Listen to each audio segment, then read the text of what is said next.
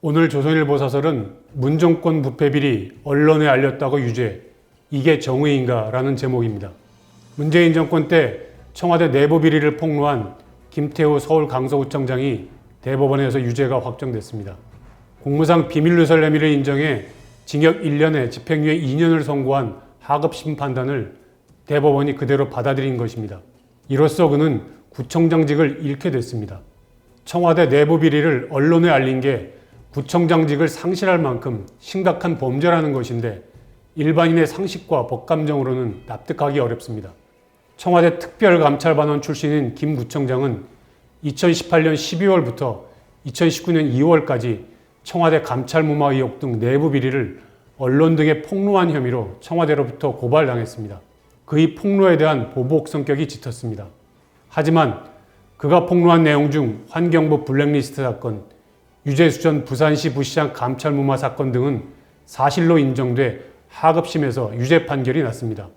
그의 폭로가 없었다면 이런 비리는 영원히 묻혔을 겁니다. 그런데도 문재인 정권 검찰은 특감반 첩보보고서 등 5건을 공무상 비밀누설로 기소했고 법원이 이 중 4건을 유죄로 판단했습니다.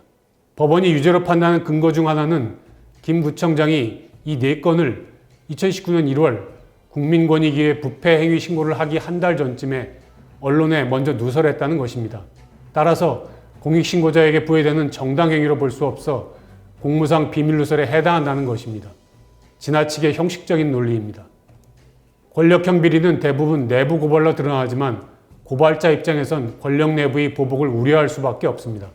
이 때문에 고발자는 대부분 자신을 보호하려고 비리를 언론을 통해 함께 폭로합니다. 법원 판결은 이런 현실을 아예 무시한 것입니다. 이런 식이라면 누가 내부 비리를 폭로하겠다고 나설 수 있겠습니까? 누설시 처벌하는 공무상 비밀이란 것은 그것이 알려질 경우 관련 정책 수행에 어려움이 있거나 국가 안보에 저해가 되는 사항이란 것이 상식일 것입니다. 공직자의 부정이나 비리가 공무상 비밀이어서 국민이 알면 안 된다는 것을 누가 납득하겠습니까? 김 구청장이 폭로한 것은 국가 정책이나 안보 사안이 아니라 국민 모두가 당연히 알아야 할 공직자들의 부정비리였습니다. 더구나 그가 폭로한 내용은 대부분 사실로 드러나 관련자들 상당수가 처벌됐습니다. 사회 공익을 위해 그가 한 역할이 적다고 할 수 없습니다. 그런데도 법원이 일부 지엽적인 내용을 문제 삼아 그에게 징역형까지 선고한 것은 수긍하기 어렵습니다. 김 구청장은 대법원 선고 직후 민주주의 국가에서 공익신고자를 처벌하는 나라가 어디 있느냐고 했습니다. 법원 판결보다 이 말에 공감하는 사람이 훨씬 많을 것입니다.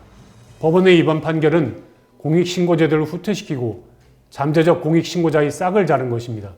오늘의 조선일보 사설이었습니다.